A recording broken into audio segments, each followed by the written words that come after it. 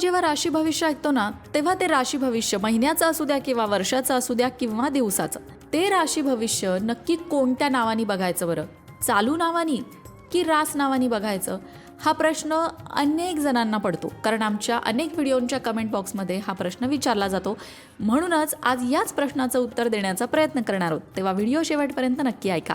राशी भविष्य चालू नावाने पाहावे की जन्म राशीच्या नावाने पाहावे, या प्रश्नाचं उत्तर समजून घेण्याआधी ज्योतिषशास्त्रात रास आणि नाव यांचं काय स्थान आहे ते समजून घ्यायला हवं.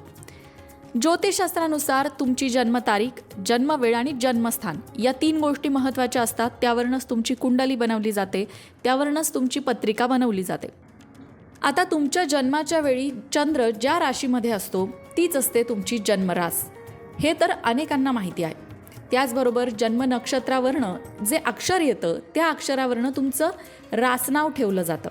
या सगळ्यामध्ये चंद्राची भूमिका महत्त्वाची ठरते, कारण चंद्र हा मनाचा कारक आहे, भावनांचा, विचारांचा, चंचलतेचा. त्याचबरोबर आपली मानसिक स्थिती जी आहे ती चंद्रावर अवलंबून असते. म्हणून चंद्र हा आपल्या वैदिक ज्योतिषशास्त्रामध्ये अतिशय महत्त्वाची भूमिका बजावत असतो. आणि आपल्याकडे जे राशी भविष्य सांगितलं जातं ते चंद्र राशीवरच आधारित असतं. म्हणूनच भारतीय परंपरेनुसार बाळ जन्मल्यानंतर नक्षत्र पाहून त्याचं नाव ठेवलं जातं. त्या नक्षत्रातील ठराविक अक्षरावरून नाव ठेवण्याची पद्धत आहे. तसं जर तुमचं नाव ठेवलं असेल तर तुमच्या त्याच नावावरनं तुम्हाला राशी भविष्य पाहायचं आहे. अर्थात रास नावावरनंच राशी भविष्य पाहायचं आहे, कारण इथे तुमचं नाव महत्त्वाचं नसून तुमची रास महत्त्वाची आहे. तुमच्या जन्म नक्षत्रानुसार जे अक्षर येतं त्या अक्षरावरनंच तुमचं जे नाव ठेवलं जातं त्याला रास नाव म्हणतात. पण आता या उलट मग चालू नावावरनं राशी भविष्य नाही पाहायचं का? तर जर तुमचं चालू नाव हे तुमच्या आईवडिलांनी त्यांच्या आवडीने ठेवलं असेल, त्याचा तुमच्या जन्म नक्षत्राशी काहीही संबंध नसेल, तर मात्र तुम्ही चालू नावावरनं राशी भविष्य नाही पाहू शकत. हो, पण काही काहींचं असं असतं की त्यांच्या पत्रिकेमध्ये जे अक्षर निघालं होतं त्या अक्षरावरनंच त्यांचं चालू नावसुद्धा ठेवलं जातं. म्हणजेच काय, तर त्यांचं जन्मराशीचं नाव आणि त्यांचं जे चालू नाव आहे ते एकच आहे. असं असेल तर गोंधळ होणारच नाही. पण बऱ्याचदा असं होत नाही. जन्मनाव जे असतं ते ठेवलं जात नाही किंवा त्यांनी हाका मारली जात नाही, डॉक्युमेंट्समध्ये ते नसतं. डॉक्युमेंट्समध्ये आत्या, मामा किंवा आई बाबा त्यांच्या आवडीने कुठलं तरी नाव निवडून ठेवतात. बऱ्याचदा आईवडिलांची दोन्ही नावं एकत्र करून नावं ठेवली जातात आणि मग ते चालू नाव आणि त्याचा जन्म नावाशी किंवा रास नावाशी काहीही संबंध नसतो. अशा चालू नावावरनं राशी भविष्य कधीही बघू नये, कुठलाही अनुभव येत नाही. कारण चालू नाव बदलता येतं पण रास कधीच बदलत नाही. आता जसं मुलींचं असतं, माहेरी एक नाव असतं आणि सासरी बऱ्याचदा त्यांचं जे हाका मारायचं नाव आहे ते सुद्धा बदललं जातं. माहेरी असेल वर्षा, तर सासरी गेल्यावरती ते आणखीन काहीतरी वेगळं ठेवलं जातं. मग अशावेळी त्यांची रास थोडी बदलते, रास तर तीच राहते. म्हणून चालू नावाने राशी भविष्य बघू नये जर ते चालू नाव जन्म नक्षत्रानुसार ठेवलेलं नसेल तर. पण जर ते जन्म नक्षत्रावरूनच ठेवलं असेल तर मात्र मग प्रश्नच येत नाही, कारण तुमचं जन्मरास नाव आणि चालू नाव एकच आहे. तर आता इथे तुमचा गोंधळ दूर झाला असेल की चालू नावावरनं राशी भविष्य पाहायचं की रास नावावरनं, तर रास नावावरनंच पाहायचं आहे हे तुम्हाला क्लिअर झालं असेल. पण आता तरी आणखीन एक शंका असू शकते, जसं की आता हे जे अंकशास्त्र आहे त्यामध्ये तर नावाला किती महत्त्व असतं ना.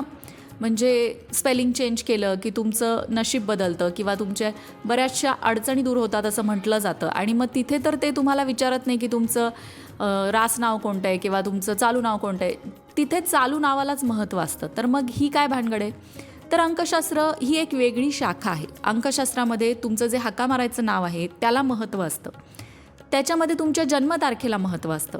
बाकी गोष्टींचा विचार त्याच्यात केला जात नाही. नाव जे आपण हाका मारतोय त्याचा उच्चार, ध्वनी, त्याची कंपनं, व्हायब्रेशन या सगळ्या गोष्टीचा विचार तिथे केला जातो. त्यामुळे अंकशास्त्रामध्ये चालू नावालाच महत्त्व असतं. पण वैदिक ज्योतिषशास्त्रात मात्र तुमचं रास नाव महत्त्वाचं. रास नावावरनंच तुम्हाला राशी भविष्य पाहायचं असतं. आता ना सोशल मीडियावरती असे पण खूप व्हिडिओज येतात की ए नावाच्या लोकांनी ऐका, त्यांचं काय नशीब आहे, एस नावाच्या लोकांचं काय नशीब आहे.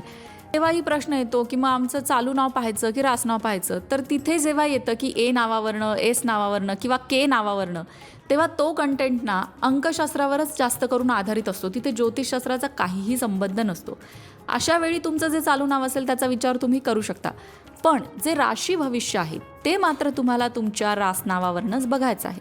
त्यामुळे जे भविष्य तुम्ही बघता आहात ते अंकशास्त्रानुसार आहे, ज्योतिषशास्त्रानुसार आहे का, याचा सुद्धा विचार केला पाहिजे. पण आता तुमच्यापैकी बऱ्याच जणांना तुमची रासच माहिती नसते किंवा तुमचं जन्मनाव काय ते सुद्धा माहिती नसतं. अशा वेळी तुम्ही काय करू शकता, आपल्याकडे रास कशी ओळखायची या संदर्भात एक संपूर्ण व्हिडिओ आहे, त्याची लिंक तुम्हाला डिस्क्रिप्शन बॉक्समध्ये मिळेल.